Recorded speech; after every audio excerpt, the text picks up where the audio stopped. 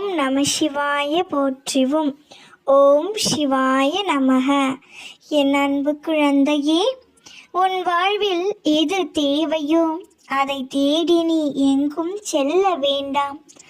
உனக்கான தேவை எதுவென்று எனக்கு தெரிந்து கொண்டு அதை கொடுக்கவே நான் இருக்கின்றேன். மற்றவர்களை நம்பி வாழ்வது சுயமரியாதை இல்லை என்று நினைக்கும் போது என் குழந்தை என்னிடம் மட்டும் உரிமையாக கேட்பதை பார்த்து ஆனந்தம் கொள்கிறேன். என் குழந்தைக்கு என்ன தேவை என்று பார்த்து பார்த்து அள்ளி கொடுத்து வாழ வைப்பேன். அப்பா, உலக பொருட்கள் மீது கவனம் வேண்டாம். நான் உங்களையே எண்ணி வாழ வேண்டும் என்று நினைக்கும் என் பிள்ளையை நான் தாங்குவேன். உனக்கான சாம்ராஜ்யத்தை உருவாக்குவேன். அனைத்தும் உன் வாழ்வில் வெகு விரைவில் கிடைக்கப் போகிறது. உன் வளர்ச்சி என்பது வானத்தில் மின்னும் நட்சத்திரமாய் ஜொலிக்கப் போகிறது. உன் சிரிப்பில் என் சந்தோஷம் இருக்கிறது. உனக்கான வானமாய் உன்னிடத்தில் வாழ்க்கையில் என்றும் உன்னை சூழ்ந்து இருப்பேன். உன்னை உன் வாழ்வில் ஜொலிக்க வைப்பேன். நீதான் என் உயிர் பிள்ளை. உன் வாழ்க்கையில் கடினமான நேரம் என்பது எல்லோருக்கும் வரத்தான் செய்யும். இதற்காக சோர்வடைந்து வாழ்க்கை வேணாமென நினைத்தால் இந்த பூமியில் ஒருவர் கூட இருக்க முடியாது. இருளில்தான் விண்மீனி பூச்சிகளின் வெளிச்சம் நமக்கு தெரியும். பகலில் தெரிவதில்லை. அதே வெளிச்சம் இந்த சந்தோஷமான நேர வாழ்க்கையில் இனிமையாக இருக்கும். வாழ்க்கையின் படிப்பை வெளிச்சத்தில் நீ உணர மாட்டாய். இருளில் அலைந்து அதை நினைக்கும் போதுதான் உன் வாழ்க்கையின் மகத்துவம் தெரியும். வாழ்க்கையில் எவை எப்படி நடக்க வேண்டும் என்று காலத்திற்கு தெரியும். உன் எதிர்மறை விஷயங்கள் எல்லாம் ஒரு நாள் முடிவுக்கு வரும். அது முடிவுக்கு வரும் வரை சற்று காத்திரு மகளே. உன் அப்பாவின் மீது நம்பிக்கை வைத்து விட்டாய் அல்லவா? என்றும் உனக்கு உதவி செய்யும். உன் வாழ்க்கை பிரகாசிக்கும் நேரம் வந்துவிட்டது தங்கமே. அந்த பிரகாசத்தை கண்டு வைரம் போல் ஜொலிக்கப் போகிறாய். என் பிள்ளைகள் என்றும் எனக்கு வைரமே. உன் அப்பா என்றும் உங்களுக்கு உதவி செய்யவே காத்திருக்கின்றேன். நான் இருக்கும்போது உங்களை எந்த தீய சக்தியும் எதுவும் அண்ட விட மாட்டேன். என் பிள்ளையின் வாழ்வில் விரைவில் அதிசயத்தை நடத்துவேன். பரிபூரண ஆசீர்வாதங்கள் என்றும் உன் அப்பா நான் உனக்கு தருவேன். என் வாக்கின் மீது உனக்கு முழு நம்பிக்கை இருந்தால் இன்று முதல் இல்லாததை பற்றியும் இழந்ததை பற்றியும் கவலைப்பட்டு கொண்டே இருக்காமல் உன் கரங்களில் சேர்ந்துள்ள மகிழ்ச்சியான நாளை அதை மகிழ்ச்சியாக கடந்து வா. உன் வாழ்விற்கு தேவையான எல்லாவற்றையும் உன் அப்பா பார்த்து பார்த்து செய்வேன். நீ ஏங்கி தவிக்கும் உன் கனவுகள் எல்லாம் நிஜமாக்குவேன். உனக்கான நேரம் கூடி வரும்போது உனக்கான எல்லாவற்றையும் பல மடங்காக உன் கரங்களில் நிறைக்க பெறுவாய். தினமும் நீ அழுது கொண்டு புலம்பிக் கொண்டு இருந்தால் எல்லாம் மாறிவிடுமா என்ன? உன் கஷ்டங்கள் எல்லாவற்றையும் தீர்த்து வைக்க உன் அப்பா நான் இருக்கின்றேன். எல்லாவற்றையும் என்னிடம் ஒப்படைத்து விட்டு நீ நிம்மதியாக இரு. நான் பார்த்து கொள்கின்றேன். உன் வாழ்வில் நல்லதை மட்டுமே நடத்தி காட்டுவேன். நீ எதற்காகவும் பயப்பட தேவையில்லை.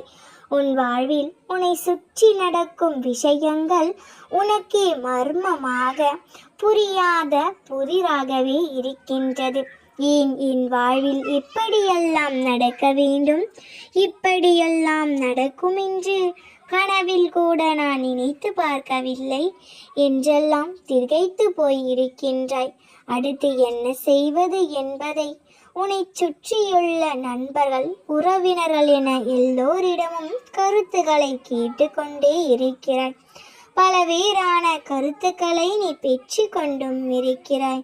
ஆனால் அதிலும் உனக்கு பெரும் குழப்பம். எது சரி, எது தவறு, யார் உனக்கு நலம் விரும்பி யார் உன்னை வஞ்சிக்கின்றவர்கள் என்று எதுவுமே புரியாமல் புதிராகவே நடந்து கொண்டு இருக்கிறதே அப்பா. சில சமயங்களில் சரி என்று தோன்றுவது அடுத்த நொடியே தவறாக இருக்குமோ என்று குழம்புகின்றாய் அல்லவா? யாரை நம்புவது என்று தெரியக்கூட என்னால் புரிந்து கொள்ளக்கூட முடியவில்லையே. எனக்கான ஒரு நல்வழி காட்டுங்கள் அப்பா என்று என்னை நீ கேட்டுக்கொண்டு இருப்பது எனக்கு நன்றாகவே கேட்கின்றது. கவலைப்படாதே மகளே, உன் அப்பா உன்னை என்றும் கைவிட மாட்டேன். உன் அப்பா உன்னுடனே இருக்கின்றேன். கவலை வேண்டாம். நடப்பதெல்லாம் நல்லதற்கே என்று நினைத்து கொண்டு செல். உன் அப்பா நான் அதை பார்த்து கொள்கிறேன். உன் அப்பா இருக்கும்போது உனக்கு எந்த கவலையும் வராது. வந்து விட்டாயா? இந்த அப்பாவை காண வந்து விட்டாயா? உன்னிடம் இந்த முக்கியமான ஒரு விஷயத்தை சொல்லவே நெடுநேரமாக நான் காத்து கொண்டிருந்தேன். இன்னும் என்னை காக்க வைக்காமல் இதை முழுமையாக கேள். வாழ்க்கையில் எப்பொழுதுமே உன் முன்னே இருப்பதை மட்டும் கவனி. உன்னை பின்னுக்கு இழுக்கும் எந்த ஒரு விஷயத்தையும் யோசித்து பார்க்காதே என்று பலமுறை நான் கூறி இருக்கிறேன் அல்லவா? ஆனால் நீயோ உனக்கு எதிர்மறையை உண்டு பண்ணும் விஷயங்களையும் உன்னை பின்னுக்கு இழுக்கும் விஷயங்களுக்கு பின்னாலேயே ஓடிக்கொண்டு இருக்கிறாய். இவ்வாறாக நீ தவறான விஷயத்தை நினைத்து கொண்டு இருக்கும் தருவாயில் உனக்கு முன்னே இருக்கும் வழிகளையும் தீர்வையும் தவற விட்டு விடுகிறாய். எல்லாவற்றிலும் நிறைய யோசித்து அதை பெரிதாய் நினைத்து புழுங்கி உன்னை நீ காயப்படுத்திக் கொள்கிறாய். அதை தவிர்த்து வா. எப்பொழுதும் ஒரு விஷயத்தை யோசித்து கொண்டே இருக்கும்போது உன் அமைதி அல்லவா கெடுகிறது. சிறிது நேரம் அந்த விஷயத்தை விட்டு வெளியே வா. நீ அதை கைவிட்டால்தான் நான் அதை கையில் எடுத்து சரி செய்து தர முடியும். அதே போன்று உன்னை புரிந்து கொள்ளாமல் உன்னை பற்றி தவறாக பேசுபவர்களை நினைத்து நீ கவலைப்படாதே. எல்லாவற்றிற்கும் உனக்கு துணையாக உன் அப்பா நான் இருக்கின்றேன். அவர்களின் உண்மையான முகத்தை நீ நிச்சயம் காண்பாய். அவர்களை என்னிடம் விட்டுவிடு. அவர் செய்த துரோகத்திற்கு நான் பாடம் புகட்டுவேன். அவர்கள் அப்படி பேசினார்கள் என்றால் அது உண்மையாகுமா? எனக்கு தெரியும் என் குழந்தை எப்படி என்று. கலங்காதே கண்மணி, அவர்களுக்கு நான் புரிய வைக்கிறேன். உன்னிடம் உள்ள குறை எது தெரியுமா? எதை நினைத்தால் உன் நிம்மதி கெடுமோ, யாரை நினைத்தால் உன் அமைதி கெடுமோ அதையே திரும்ப திரும்ப செய்து கொண்டு இருக்கிறாய். நான் எப்பொழுதும் கூறுவேனே, உன் நிம்மதி உன்னிடம்தான் இருக்கிறது. இனி உன் மனதை உன் கட்டுப்பாட்டிற்குள் கொண்டு வா. எதை செய்தால் உனக்கு மகிழ்ச்சி தருமோ அந்த காரியங்களை செய்ய துவங்கு. எப்பொழுதும் உன் பிரச்சனைக்கான தீர்வு இவரிடம் கிடைக்குமா இல்லை அவரிடம் கிடைக்குமா என்று உதவியை எங்கும் தேடாதே. உன் அப்பா நான் இருக்கின்றேன், என்னிடம் வா. 1000 பேரிடம் நீ உதவி கேட்டாலும் இறுதியில் உதவ போவதென்னவோ உன் அப்பா நான் தானே. என்னை சரணடைந்த நீ வேறு எவரிடமும் உதவி என்று செல்லக்கூடாது தங்கமே. பொழுது உன்னை மாயை சூழ்ந்துள்ளது. மாயை சூழும் காலங்களில் எல்லா மனிதர்களுக்கும் இவ்விதமான குழப்பங்கள் தோன்றுவது இயல்புதான். நீ மனதில் ஒன்று நினைக்க நடப்பது வேறொன்றாக இருக்கும். உன் பிடியில் இருந்து உன் கையில் இருந்து நழுவுவது போன்று தோன்றும்.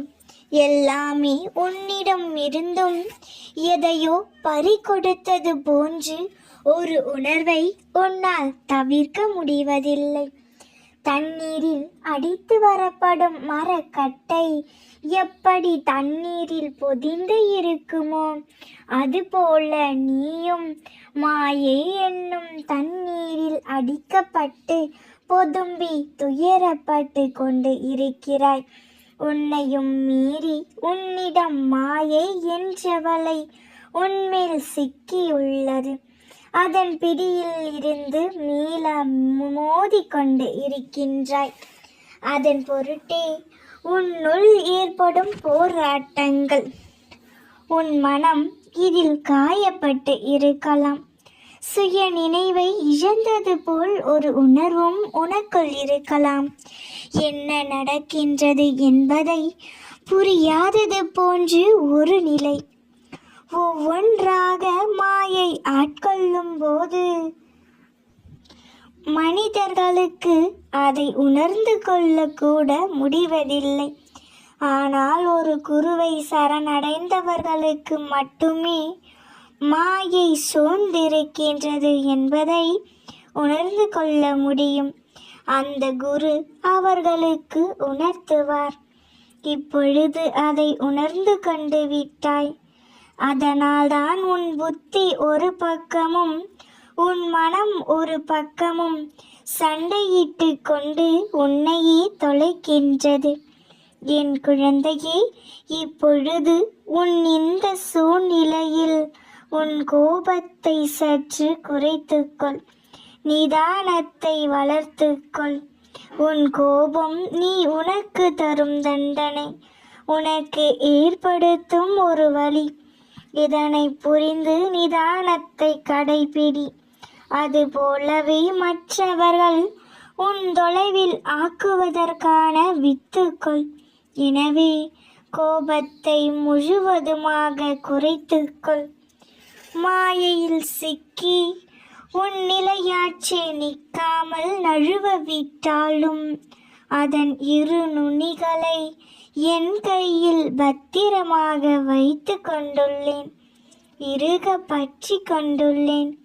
மீட்டும் தருவேன். உன் மனதில் இப்பொழுது விதைத்துள்ள எதிர்மறையான எண்ணங்கள் எல்லாவற்றையும் அழித்து உன்னை பக்குவப்படுத்துவேன். இது மாதிரியான எதிர்மறையான சூழல்களில் சிக்கிக் கொண்டுள்ள மனிதர்களை வென்று வெளியேற உபயோகிக்க வேண்டிய ஒரே ஆயுதம் நிதானம், பொறுமை.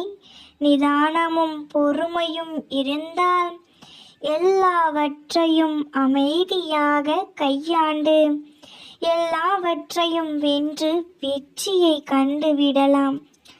பதற்றப்படுவதும் கோபப்படுவதும் பிரச்சனைகளை பெரிதாக்கிவிடும் தங்கமே. எப்பொழுதும் நிதானமாகவும் பொறுமையாகவும் இரு. நிச்சயம் உனக்கு எல்லாம் நல்லதாகவே நடக்கும். நாம் இருக்க பயமேன்?